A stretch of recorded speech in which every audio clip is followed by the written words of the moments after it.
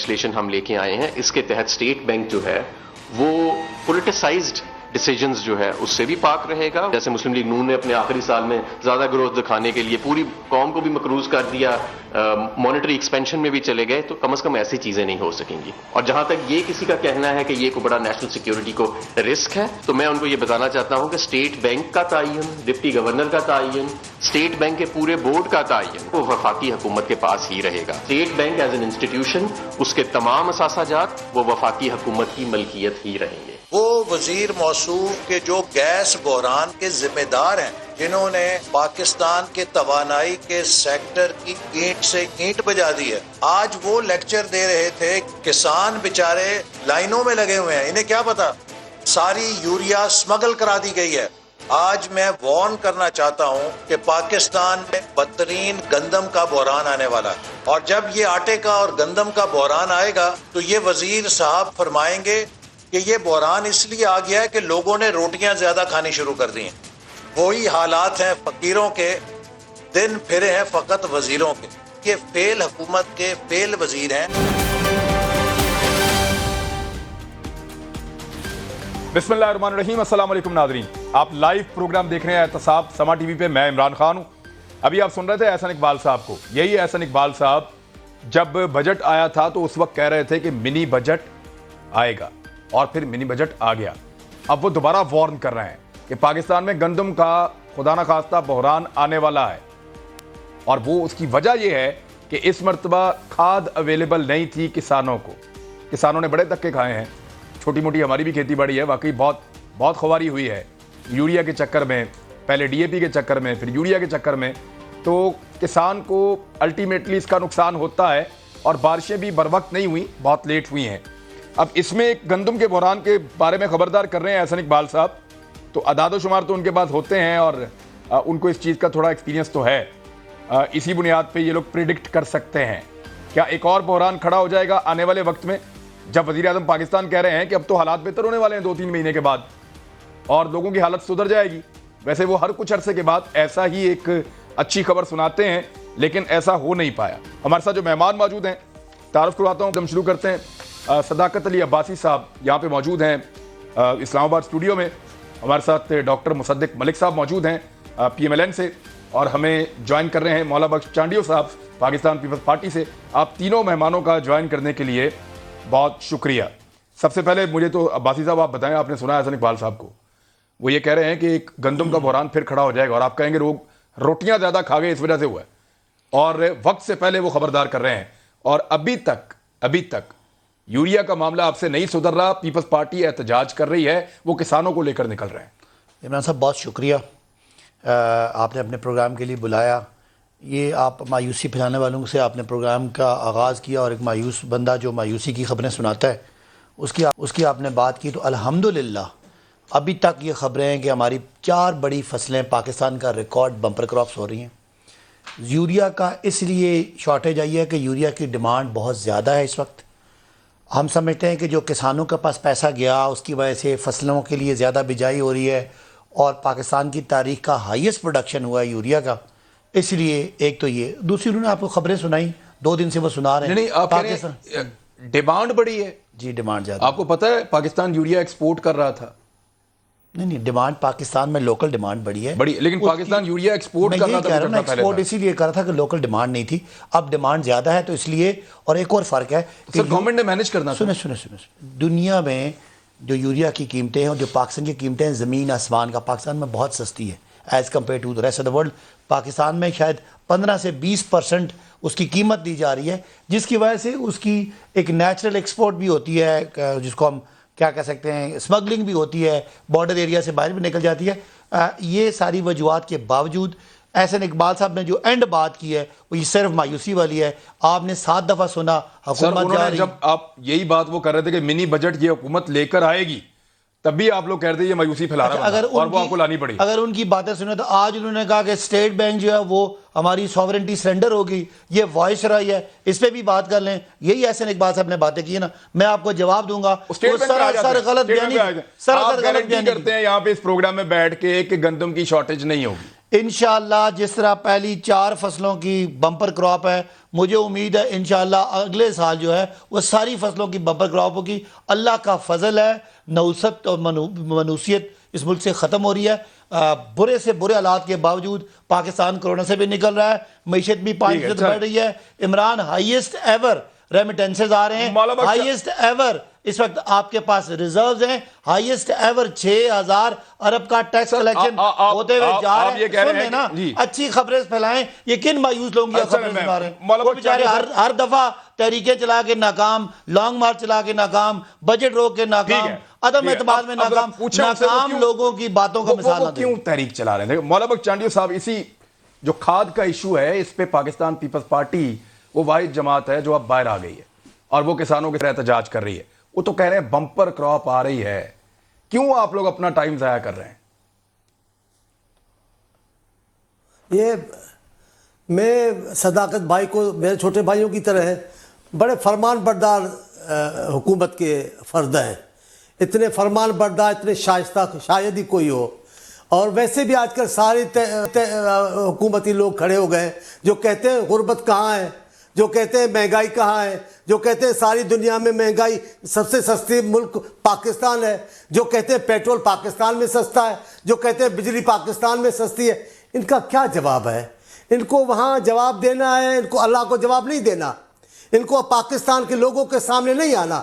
ان کو صرف وزیر اعظم صاحب کے پاس جانا ہے اور آگے بھی انہی کے پاس جائیں گے. بیڑا غرق ہے ادھر کا. اگر سندھ میں دیکھیں کھاد کی کتنی شارٹیج ہے, کتنا لوگوں کو قیامت گزر رہی ہے. آپ اگر دیکھیں تو کہ اس ملک کے بحران کا ایک ہی چیز ہے جو بمپر کراپ ہوئی ہے, وہ اس حکومت کی جہالت کی بمپر کراپ ہوئی ہے. اس میں کوئی انتہا نہیں ہے. کمال ہو گیا ہے, کوئی شعبہ نہیں ہے جو انہوں نے جو بحران کے حوالے نہیں کیا ہے. کس بحران سے نکلتے ہیں دوسرے بحران میں چلے جاتے ہیں, اور ایک ہی حل ہے, دوسروں کو گالیاں دو, دوسروں کی تباہیاں بتاؤ, اپنی کچھ نہ بتاؤ. اور صرف خوشخبریاں, آپ کی کس خوشخبری پر عمل ہوا ہے وہ تو بتائیں. آپ نے وزیر اعظم ہاؤس میں بھی ادارہ کھول دیا, آپ نے گورنر ہاؤس گرا دیے, آپ نے پروٹوکول ختم کر دیے, آپ نے پیٹرول سستا کر دیا, آپ نے بجلی عام کر دی, آپ نے قرضے اتار دیے, آپ نے 1 کروڑ گھر بنا دیے, آپ نے نوکریاں دے دیے. کیا کیا آپ نے کیا ہے یار صداقت, اللہ کو جواب دینا ہوگا. کھاد پہ رکیں. آپ لوگ احتجاج جو کر رہے ہیں, ڈیمانڈ تو آپ کی یہ ہے کہ کھاد ہمیں فراہم کی جائے. وہ کہہ رہے ہیں مسئلہ ہی کوئی نہیں ہے. یعنی یہ تو بالکل زمین آسمان کا فرق ہے, دو الگ الگ موقف آ گئے. ان کے کہنے سے تو نہیں ہوگا نا. اب یہ کہتے ہیں کہ مہنگائی کہاں ہے, پھر آپ کیا کہو گے مہنگائی نہیں ہے؟ میں آپ سے آج پوچھتا ہوں, خدا کو حاضر ناظر جان کے بتائیے کہ آج لوگ کہیں کہ مولا بخش نے بھی اچھا گواہ لائے, پاکستان میں مہنگائی نہیں ہے؟ آپ بتائیں, میں تو نہیں بتایا, آپ بتائیں, خدا کو حاضر ناظر جان کے بتائیں, وہ تو خود مانتے ہیں پاکستان میں مہنگائی نہیں ہے. پھر ان وزیروں کو خدا ہی پہنچ سکتا ہے نا, جو کہتے ہیں کہاں ہے مہنگائی, کہاں ہے. اب اس کو کیا ہم کر سکتے ہیں؟ پیٹرول کی حالت دیکھیں آپ, گیس کی حالت ہے, گیس نہیں ہے.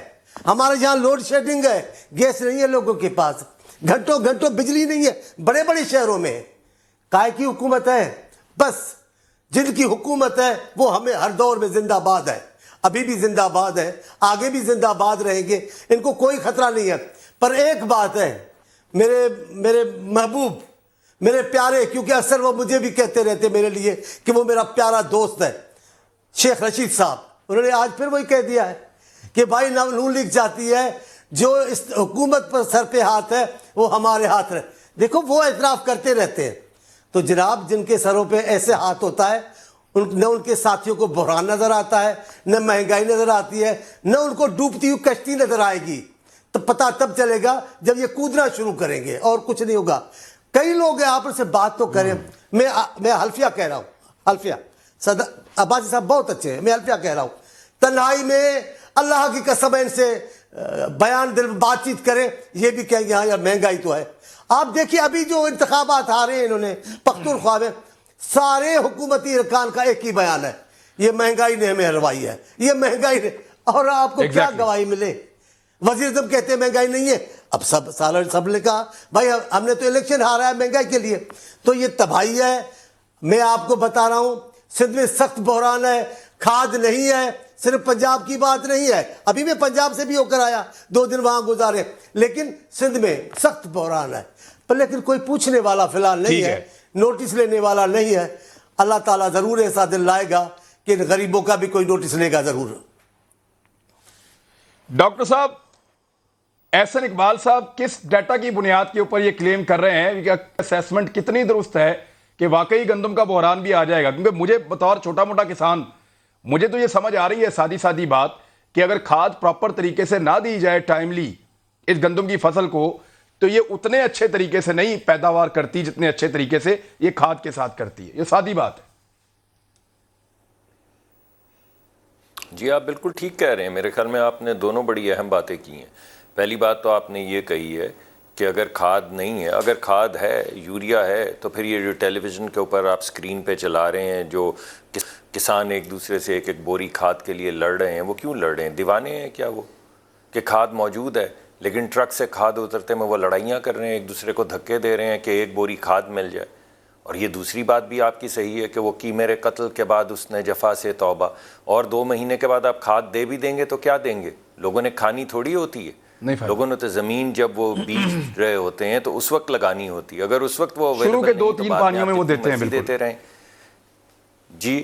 اور تیسری بات جو آپ نے اہم کی ہے وہ ایکسپورٹ کے حوالے سے کی ہے. آپ نے کہا کہ یوریا تو ایکسپورٹ ہو رہا تھا.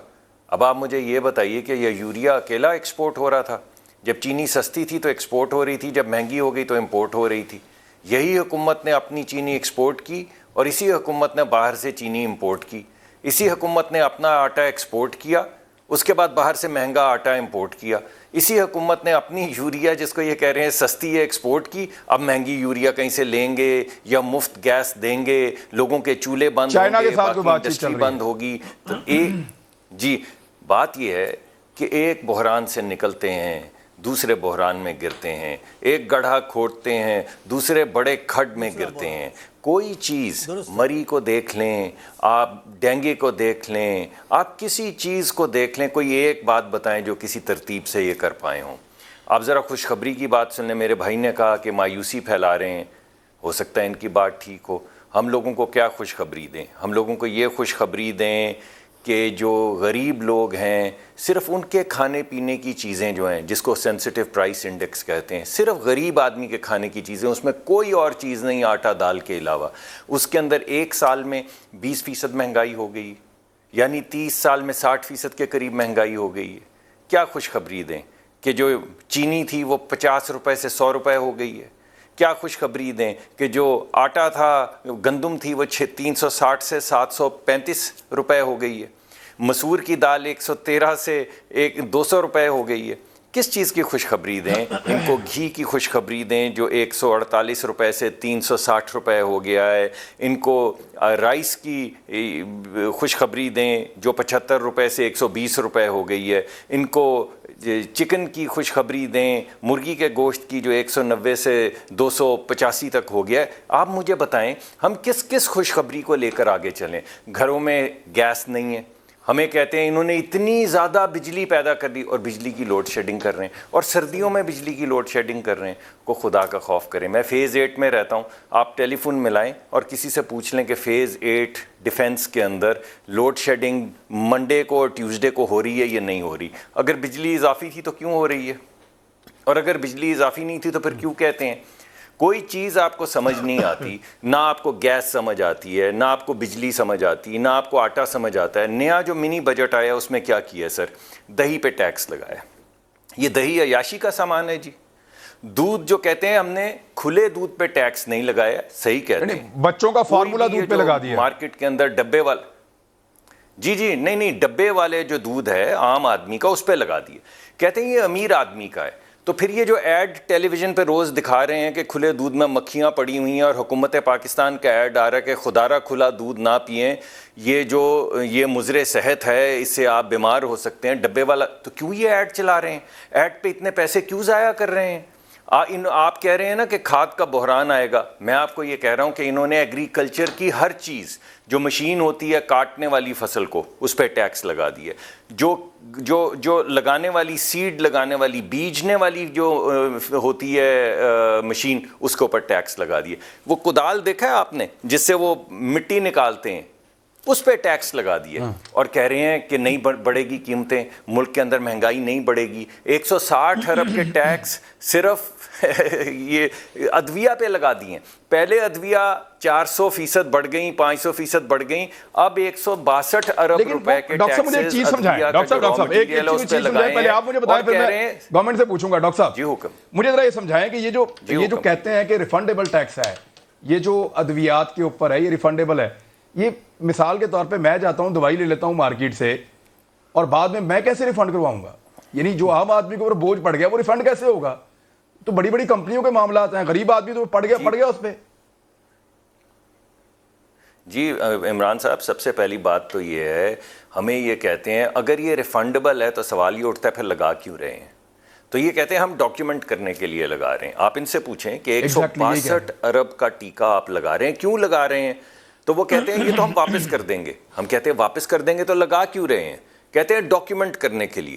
ہم ان سے کہتے ہیں کہ ہماری پورٹ کے اوپر ایک ایک مالیکیول، ایک ایک ذرہ جو را مٹیریل کا دوائیوں کا آ رہا ہے وہ ڈاکیومنٹڈ ہے، وہ نکلتا ہی پورٹ سے اور کوئی راستہ ہی نہیں ہے. وہ ہیرے تو نہیں ہے کہ کوئی لے کر آ جائے گا، وہ تو بڑے بڑے ٹینکرز کے اندر اور بڑے بڑے ڈرمز میں آتا ہے، اس کے اوپر نشاندہی اس کی ہوتی ہے، اس کو وہ ڈاکیومنٹ کرتے ہیں. ایک آلریڈی ڈاکیومنٹڈ چیز کو دوبارہ کیسے ڈاکیومنٹ کریں گے؟ تیسرا سوال وہ ہے جو آپ نے اٹھایا ہے. پرابلم ہے نا ڈاکٹر صاحب، اس میں پرابلم ہے کہ ایک ہی انگریڈینٹ کو مختلف دوائیوں میں استعمال کیا جاتا ہے، کوئی سستی ہوتی ہے کوئی مہنگی ہوتی ہے. اس کے اوپر یہ چیک اینڈ بیلنس رکھ سکتے ہیں، لیکن عام آدمی کو میرا سوال ہے پیسے واپس کیسے ملیں گے؟ نہیں عمران صاحب، موقع دیں میں آپ کو جواب. نہیں عمران صاحب، ایسا نہیں ہے. آپ کسی بھی دوائی کے اندر استعمال کریں، 1 میں کریں، 2 میں کریں یا 5 میں کریں، جب آپ اس کو استعمال کرتے ہیں اس پہ ٹیکس لگاتے ہیں. چلیں ایک دوائی کی قیمت نہیں بڑھے گی، دوسرے کی بڑھ جائے گی، کیسی بات کر رہے ہیں آپ؟ یعنی ایک را مٹیریل ہے جس سے دوائی بننی ہے، اس را مٹیریل کے اوپر آپ ٹیکس لگا رہے ہیں اور لوگوں کی آنکھوں میں دھول جھونک رہے ہیں کہ یہ دوائیاں مہنگی نہیں ہوں گی، ہم آپ کو واپس کر دیں گے. ہم سوال پوچھتے ہیں کہ واپس کرنا ہے تو لیتے کیوں ہیں؟ وہ کہتے ہیں ڈاکیومنٹ کرنے کو. ہم نے کہا وہ تو آلریڈی ڈاکیومنٹڈ ہے. تو پھر کوئی جواب نہیں ہے. ہم کہتے ہیں کہ ریٹیل کے اندر دوائیوں کی دکانوں کے اوپر تو ابھی سیلز ٹیکس ہے ہی نہیں. جب سیلز ٹیکس دیکھیں ہوتا کیا ہے، 1 منٹ دیجیے گا، میں معافی چاہتا ہوں میں نے کچھ زیادہ وقت لے لیا. طریقہ کار یہ ہے کہ جب امپورٹ ہوتی ہے تو آپ ٹیکس لگاتے ہیں. جب آپ کو ثبوت ملتا ہے کہ دکان سے یہ دوائی بک گئی ہے، جس عمل میں تقریباً تک لگتے ہیں 6 سے 8 مہینے 9 مہینے، تو آپ کو وہ پیسے واپس کر دیتے ہیں. پہلی بات تو یہ کہ 9 مہینے کے لیے جو انڈسٹریلسٹ پیسے بورو کرے گا وہ آبویسلی دینے پڑیں گے اس کو جس نے دوا کھانی ہے. دوسری بات یہ کہ 9 مہینے کے بعد جب وہ دوائی بکے گی تو سیلز ٹیکس تو ہے ہی نہیں دکان کے اوپر، دوائی کے اوپر، تو وہ پروو ہی نہیں کر سکتے آپ کہ یہ بک چکی ہے. یعنی وہ جو 17% ٹیکس ہے وہ غریب آدمی نے دینا ہی دینا ہے. اور اس کو کیسے، جیسے آپ نے سوال پوچھا کہ اگر چلیں اس کے اوپر بوجھ لاد دیا تو وہ واپس کیسے لے گا؟ واپس کیسے ملے گا؟ جی اب بتائیں سر کیسے واپس ملے گا؟ مجھے امید ہے کہ جس طرح آپ نے بڑا سکون سے ان کو بولنے کا موقع دیے. سب سے پہلے یہ 343 ارب روپے کا ٹوٹل والیوم ہے جو ہم ٹیکس لگا رہے ہیں، آپ بھی سکون سے جس میں سے 71 ارب روپیہ جو ٹیکس ہے، باقی سارا ریفنڈ ہے جو 1 ہفتے کے اندر ریفنڈ ہوگا. 1 ہفتے کے اندر؟ جی میری بات پوری سننے موقع دیں. یہ بالکل کنزیومر تک ٹیکس نہیں آئے گا. آپ فارما امپورٹ کرتے ہیں، کوئی را مٹیریل امپورٹ کرتے ہیں، آپ کی فارماسیوٹیکل کمپنی ہے، یہ ٹیکس بیسیکلی کمپنی نے دینا ہے جب وہ مٹیریل امپورٹ کرنا ہے. اس کے بعد جو وہ مٹیریل پورا اپنا امپورٹ کر لے گا، وہ اپنے ڈاکومنٹ سے اس کو جا کے اپلائی کرے گا، وہ اس کو سارا ٹیکس یا تو ریفنڈ ہو جائے گا یا اس کی انکم ٹیکس میں ایڈجسٹ ہو جائے گا. نہ کاسٹ آف پروڈکشن بڑھے گی، نہ کنزیومر تک یہ دوائی کا اثر جائے گا. یہ بالکل بلا جواز پروپیگنڈا ہے جس کو ہم بار بار کلیئر کر رہے ہیں. کیوں لے رہے ہیں پھر؟ اگر 1 ہفتے میں 1 ہفتے کے اندر اس پیسے سے آپ کیا کریں گے؟ نہیں سنیں، اب اس کا دو امپیکٹ ہیں. ایک تو پاکستان کا ریونیو زیادہ نظر آ رہا ہے کہ پاکستان نے ریونیو کلیکٹ کیا اور بعد میں سبسڈی دی. یہ جو پیسہ ہم لے رہے ہیں یہ ہمارا ٹیکس ریونیو ہے. ہم 6,000 ارب سے آگے جا رہے ہیں اور اس پیسے کو کچھ سیکٹرز کو ہم سبسڈی دے رہے ہیں. ہم نے کیا کیا, آئی ایم ایف کی شرط یہ تھی کہ تمام چیزوں کو برابر ٹیکس کریں.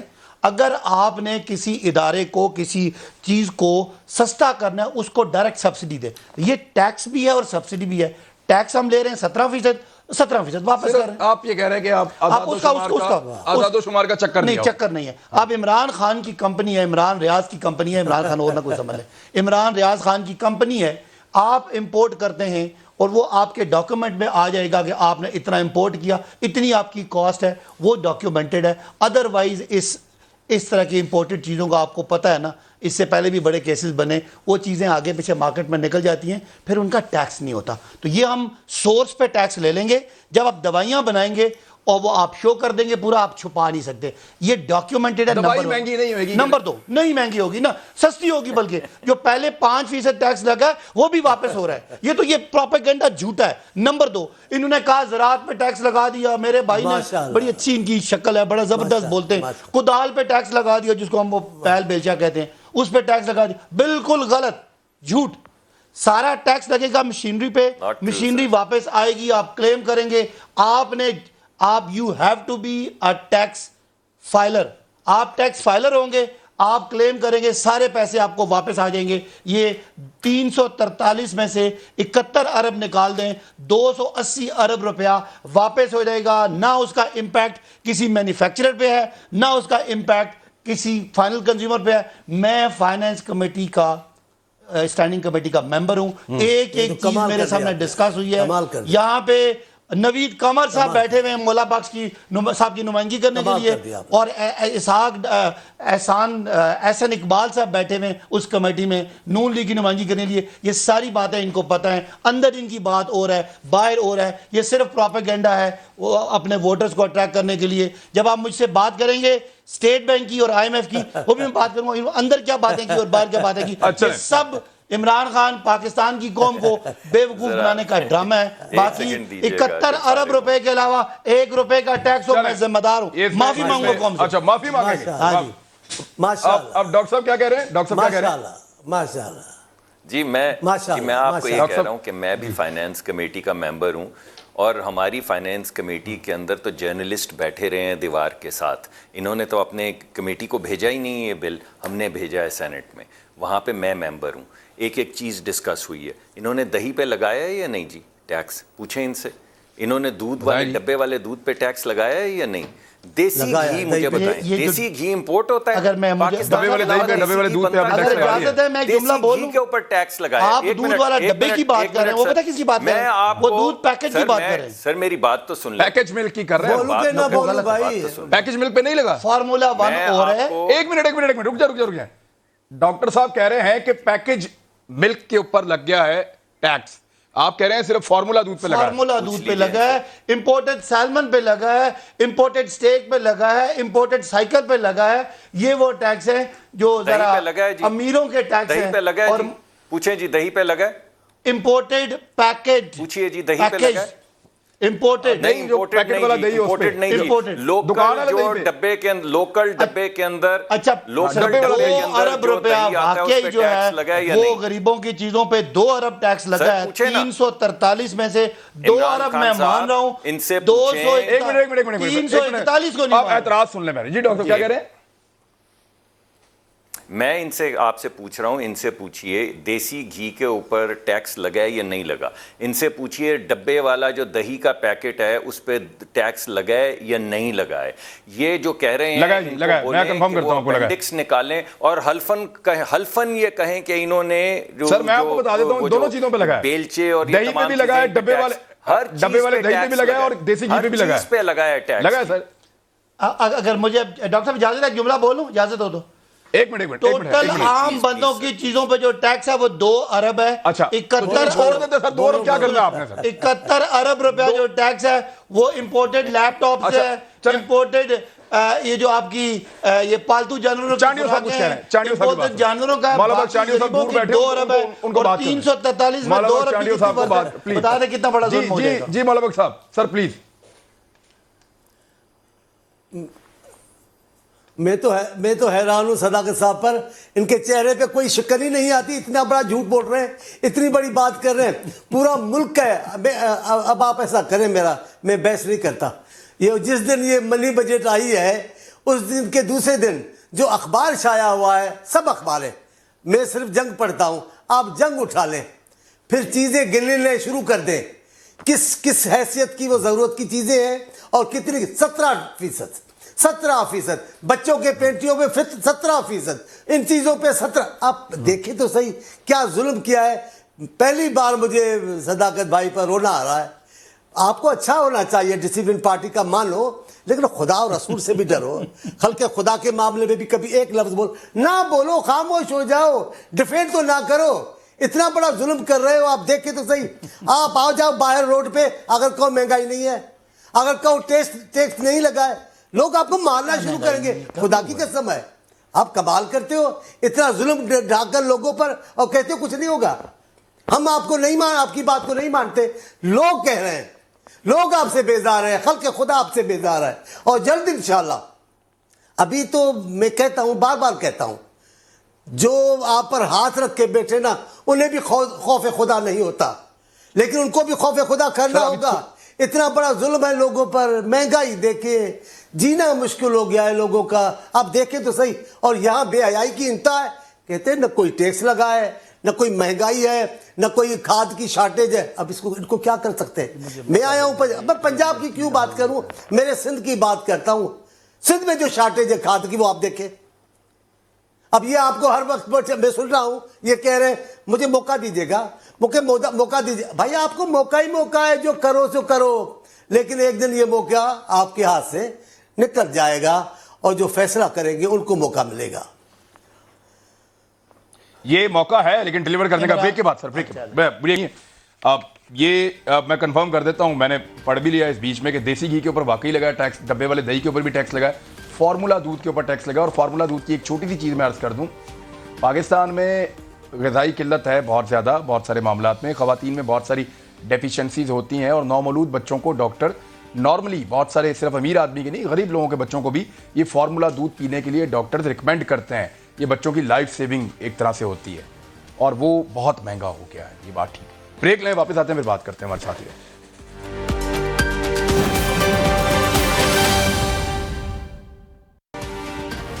ویلکم بیک ناظرین. صداقت بھائی صاحب, ایک اور ایشو بھی ہے. آپ نے اب بورڈ بنا دیا ہے, یعنی آپ لوگوں کا سب سے بڑا مسئلہ یہ ہے کہ میاں نواز شریف صاحب باہر کیوں چلے گئے, واپس کیوں نہیں آتے, یا آتے ہیں تو کیوں آتے ہیں. آپ نے پھر 9 ڈاکٹروں کا, پروفیسرز کا بورڈ بنا دیا ہے جو 5 دن کے اندر یہ رپورٹ جمع کروائے گا کہ میاں صاحب صحیح گئے یا نہیں گئے, اور ان کی میڈیکل رپورٹوں کے. کیوں سر, یہ کیوں اتنا بڑا ایشو ہے آپ کے لیے؟ عمران صاحب, ایک تو مجھے, میں اس سے بات پہ بھی آتا ہوں. میرے بھائی اپنا چانیو صاحب نے مہنگائی کی بات کی.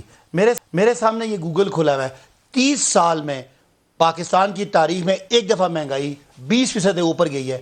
وہ سہانا دور پیپلز پارٹی کا تھا, اور 70 میں ایک دفعہ 20% اوپر گئی ہے. وہ بھٹو صاحب کا دور تھا. میری بات سن لیں, میں بات کر رہا ہوں پیپلز پارٹی کے سوشل میڈیا ونگ کو چیلنج کر کے کہہ رہا ہوں اگر میری معلومات غلط ہیں تو میں بالکل عمران خان کے شو میں کل آ کے معافی مانگوں گا. پاکستان کی تاریخ میں 2 دفعہ مہنگائی 20% اوپر گئی ہے.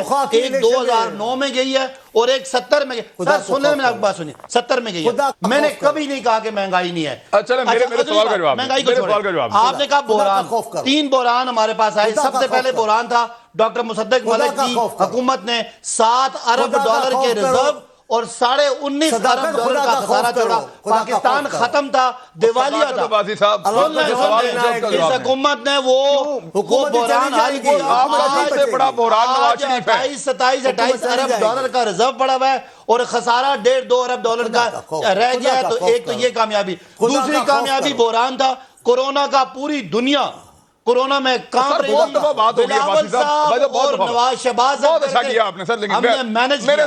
اب تیسرا بحران وہ مہنگائی کا بحران ہے. آپ کا سب سے بڑا بحران آپ کے لیے میاں نواز شریف صاحب ہے. نہیں, اب ادھر میں آ رہا ہوں, وہ بحران نہیں ہے. تیسرا بحران تھا بین الاقوامی مہنگائی کا جو لاک ڈاؤن کی وجہ سے ہوا. اس سے ہم انشاءاللہ نبرد آزما ہو رہے ہیں.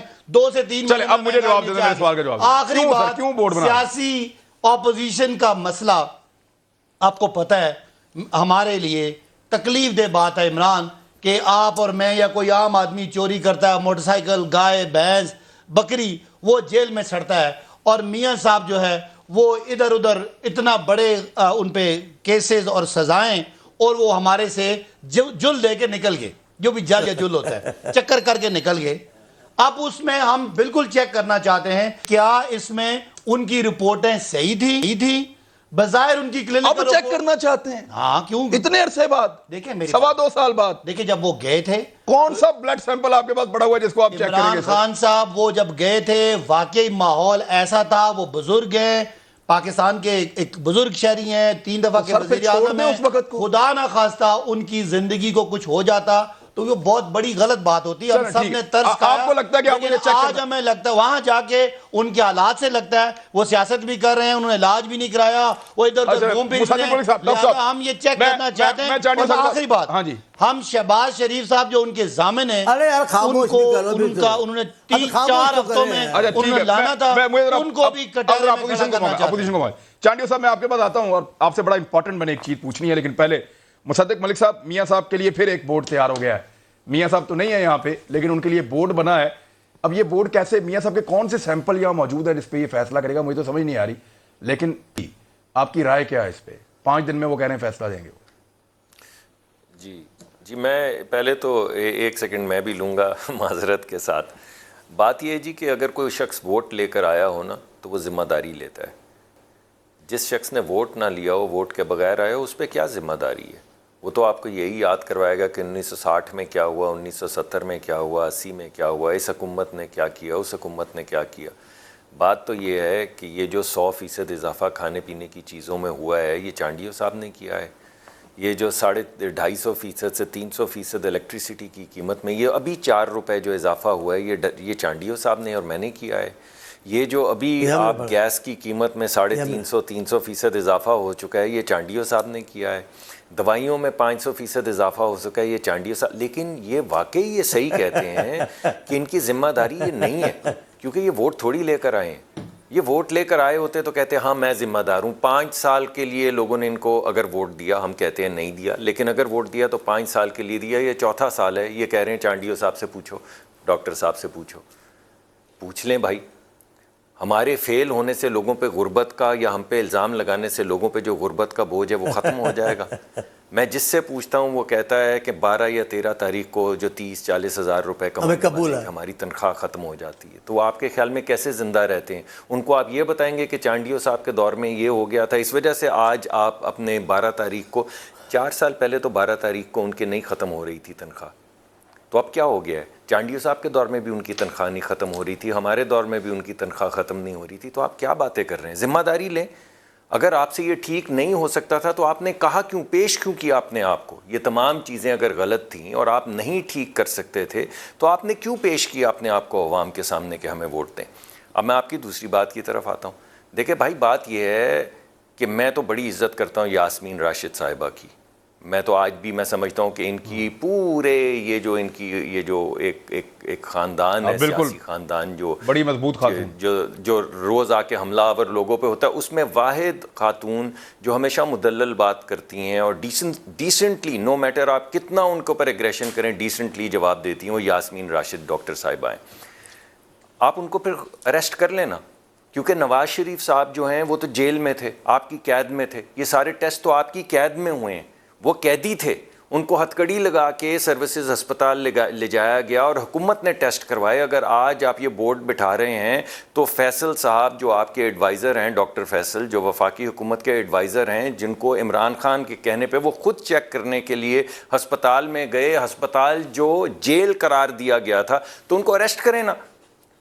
آپ ویسے تو ہر ایک کو انکوائری سٹیج کے اوپر اریسٹ کر لیتے ہیں. تو اگر آپ واقعی یہ سمجھتے ہیں جو آپ کہہ رہے ہیں تو ڈاکٹر صاحبہ کو خدا نہ خواستہ میں نہیں سمجھتا بڑی وہ ایک اچھی عورت ہیں لیکن آپ پھر ڈاکٹر صاحبہ کو اور ڈاکٹر فیصل جنہوں نے بڑا اچھا کام کیا ہے شوکت خانم میں ان دونوں کو اریسٹ کریں اور وزیر اعظم کو بولیں کہ انہوں نے جھوٹ بولا. انہوں نے کابینہ کے اندر کھڑے ہو کے انہوں نے کابینہ میں کھڑے ہو کے دل پہ ہاتھ رکھ کے کہا کہ میں تسلی کر چکا ہوں یہ بیمار ہیں. تو جھوٹ کیوں بولا اپنی کابینہ سے؟ کیونکہ ان کو ECL سے تو آپ نے نکالا.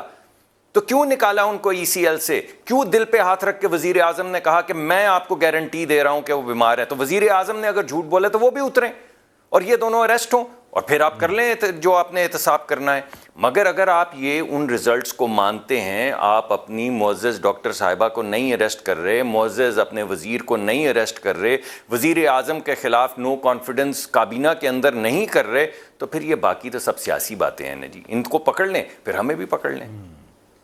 ایک گارنٹی تو شہباز شریف نے دی تھی، اس پہ تو آپ سیکھ پائیں. جو گارنٹی عمران خان نے دی تھی اس کے متعلق کیا خیال ہے؟ جی جی چانڈی صاحب، میں ایک آپ لوگوں نے احتجاج کا ایک سلسلہ شروع کیا ہے اور ایک لانگ مارچ آپ لوگ کہہ رہے ہیں، ایک فضل الرحمان صاحب اور PDM کی جو باقی جماعتیں ہیں وہ کہہ رہی ہیں.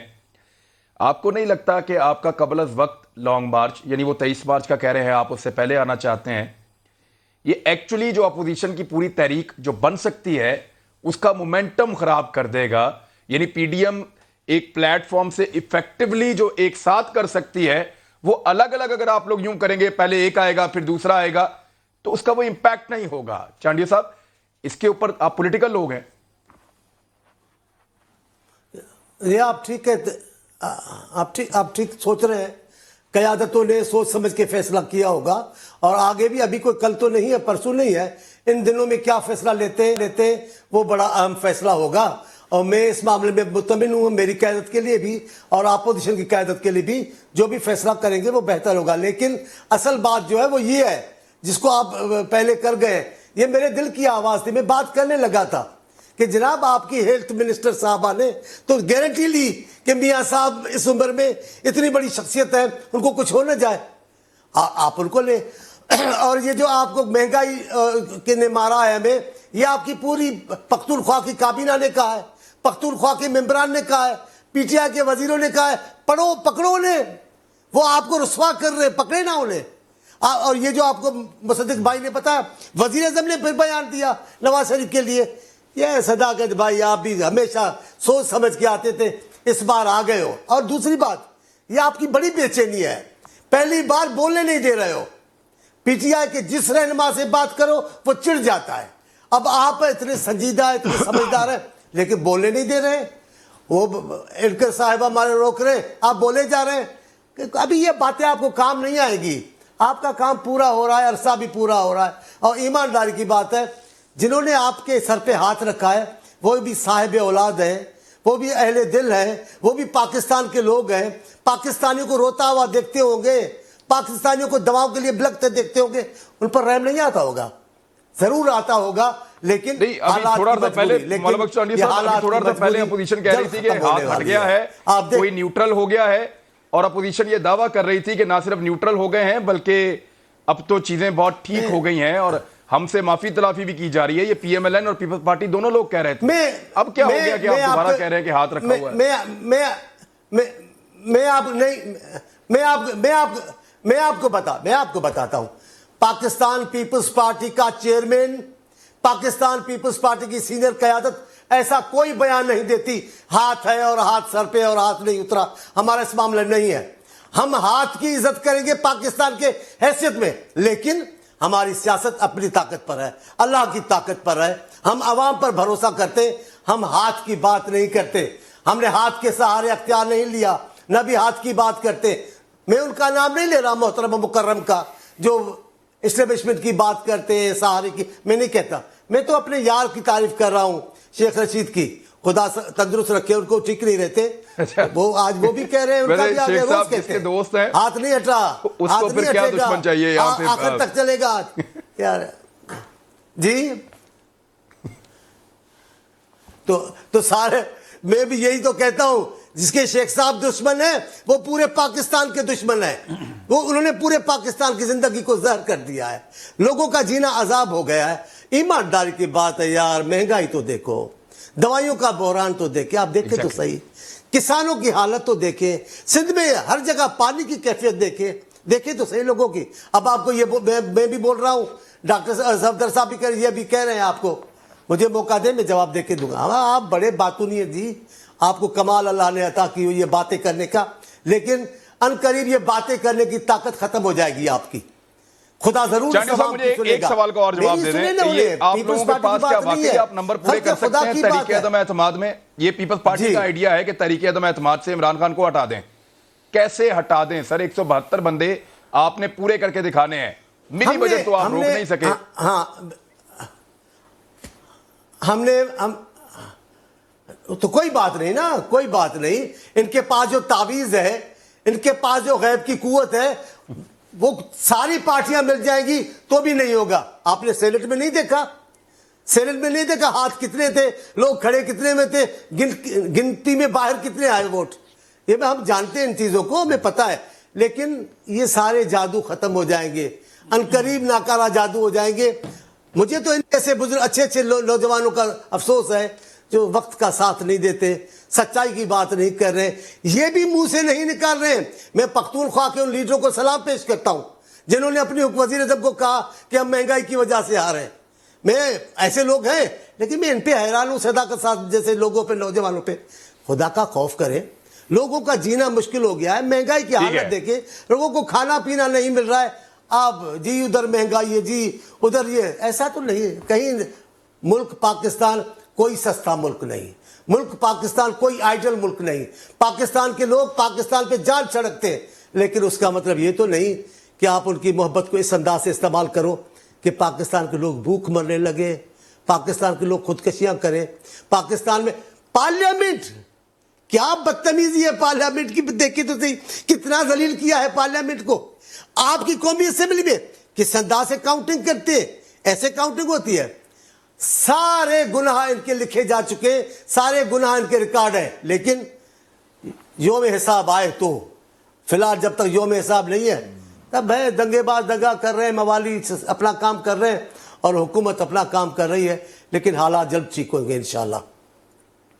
سر دیکھیں صداقت بھائی صاحب, بڑی مشکل سے آپ کے اوپر سے چھاپ ہٹتی ہے کہ آپ کے پیچھے کسی کا ہاتھ نہیں ہے, اور آپ کہتے ہیں جی ہمارے elected prime minister of Pakistan ہے. پھر اپوزیشن اپنے منہ سے کہتی ہے کہ کوئی نیوٹرل ہو گیا ہے. اس کے بعد شیخ صاحب آپ کے اچھے سر دوست ہیں, وہ آتے ہیں اور وہ کہتے ہیں نہیں جی ہمارے سر کے اوپر ابھی بھی ہاتھ موجود ہے. کون سا ہاتھ ہے جو شیخ صاحب کو نظر آ رہا ہے, کیا ہے؟ اچھا عمران, مجھے اپوزیشن ہے, ان کا بیچاروں کا حق ہے زندہ رہنے کا. اتنی شرمندگیوں کے بعد, اتنی ناکامیوں کے بعد, اتنے ڈائلاگ بازی کے بعد لانگ مارچ کریں گے, استعفے دیں گے, سینٹ کا الیکشن نہیں لڑیں گے, بلدیاتی الیکشن نہیں لڑیں گے, جی بی کا الیکشن نہیں لڑیں گے, کشمیر کا نہیں لڑیں گے, بجٹ نہیں پاس ہونے دیں گے. انہوں نے دعوے کیے 50 بندہ ہمیں مل گیا, کوئی نون کا ٹکٹ ہمارا لے رہا ہے, کوئی پیپلز پارٹی کا. سب جھوٹ جھوٹ جھوٹ بول کے جب ہر دفعہ ہم اس کو ایکسپوز کرتے ہیں. کل انہوں نے 3 دفعہ کاؤنٹنگ کروائی, حالانکہ ایک دفعہ کاؤنٹنگ پہ شرمندہ ہو کے چپ کر کے بیٹھ جاؤ. ایک دفعہ کاؤنٹنگ کروائی 158 168 اور 150, پھر کاؤنٹنگ کرائی, پھر شور شرابہ کیا. یہ کہہ رہے ہیں اچھا حاصل کیا ہے؟ بالکل عمران مہنگائی ہے. یہ دالوں کی بات کر رہے ہیں, کروڈ یہ ایڈیبل کھانے والے خوردنی تیل کی بات کر رہے ہیں, ان چیزوں کی بات کر رہے ہیں. یہ پوری دنیا میں مہنگا ہوا بیکاز دنیا میں لاک ڈاؤن رہا, اور وہ لاک ڈاؤن شکر ہے یہاں عمران خان جیسا دلیر لیڈر تھا. بلاول صاحب جو کہ جی عمران خان پاکستان کو بند کر دیں, تو خدا نہ خواستہ مہنگائی آج ناقابل برداشت ہوتی. ہم نے ڈیل کیا, بالکل مہنگائی ہے. مہنگائی کو کاؤنٹر کرنے کے لیے دالوں کو, آپ کے گھی کو, آپ کی آٹا کو سستا کرنے شکر الحمدللہ آپ نے مانا تو سبسڈی آ گئی ہے. آپ نے مانا, باقی دوائیوں کی باتیں کر رہے ہیں بھائی. آپ چانڈیو صاحب سندھ کا جواب دیں. پورے پاکستان کو 10-10 لاکھ روپے فی خاندان عمران خان حکومت دے رہی ہے علاج کرنے کے لیے. سندھ کے لوگوں کو سزا اس لیے ہے کہ پیپلز پارٹی وہاں دینا نہیں چاہتی. وہاں لوگوں کے پاس نہ کتے کاٹے کی ویکسین ہے, نہ ان کے پاس کوئی دوائی ہے, نہ بچے بیچارے. ہیلتھ کارڈ کی بات کریں, میں ہیلتھ کارڈ کی بات میں بتاتا ہوں کیوں. نہیں میں مجھے ایک چھوٹی سی بات ہے کہ سندھ کے لوگوں کو یہ حق ہے, ان کو بھی 10-10 لاکھ روپے کا علاج دیں. ایک چھوٹی سی بات, ایک چھوٹی سی بات. آپ جو کہہ رہے ہیں خاندان کو لاکھ روپے دے رہے ہیں, خدا کا خوف کرے صداقت بھائی. پاکستان ٹیلی ویژن کھولو, ٹیلی ویژن میں 5-5 منٹ میں اشتہار آ رہا ہے کہ فی خاندان 1000 روپے ہم دے رہے ہیں انہیں کھانے پینے کی مد میں. اللہ کا آپ کو جواب دینا ہوگا. خاندان کو 1000 روپے, جس میں سے 1 مہینے کی دال نہیں خرید کر سکیں گے وہ لوگ. آپ ایک ٹی وی کھولو, آپ نہیں سنتے, آپ وزیر ہو, ابھی آپ کو کون پوچھے گا؟ ٹھیک ہے، وہ 1000 روپیہ دے رہے ہو، وہ بات کر رہے تھے، میرے خیال میں جس پہ آپ فخر کر رہے ہو، یہ 1000 روپیہ انشاءاللہ بھی گلے میں اٹک جائے گا۔ اگر وقت ہے تو ایک بات کرنا صداقت ڈاکٹر صاحب کیا کہہ رہے ہیں؟ ڈاکٹر صاحب کیا کہہ رہے ہیں؟ میں ایک 10 لاکھ روپے کے ہیلتھ کارڈ کی بات کر رہا تھا جو پنجاب میں، کے پی میں، کشمیر میں، اسلام آباد میں اور بلوچستان میں دیکھا 1000 روپیہ ہی فی خاندان، 1000 روپیہ فی خاندان، جس کو لینا ہے وہ شناخت کا نمبر دے دے، چھوڑے یار۔ جی ڈاکٹر صاحب مصدق ملک صاحب، میں 2 باتیں کرنا چاہوں گا۔ میں یہ سمجھتا ہوں کہ لوگوں کو ہیلتھ کیئر دینی بہت اچھی چیز ہے۔ یہ prime minister health care card تھا جس کا نام انہوں نے بدل کے نیا یہ جو صحت کارڈ پروگرام رکھا ہے، یہ ہمارے زمانے میں تقریباً 36 ضلعوں کے اندر امپلیمنٹ ہو گیا تھا۔ انہوں نے بھی اسی وقت سائملٹینیسلی خیبر پختونخوا میں کیا تھا۔ سوال یہ اٹھتا ہے کہ پاکستان کے اندر 22 کروڑ لوگ ہیں، یعنی 220 ملین، خاندان بنتے ہیں تقریباً 70 ملین، ہر خاندان کو 10-10 ملین یہ دینے کا سوچ رہے ہیں۔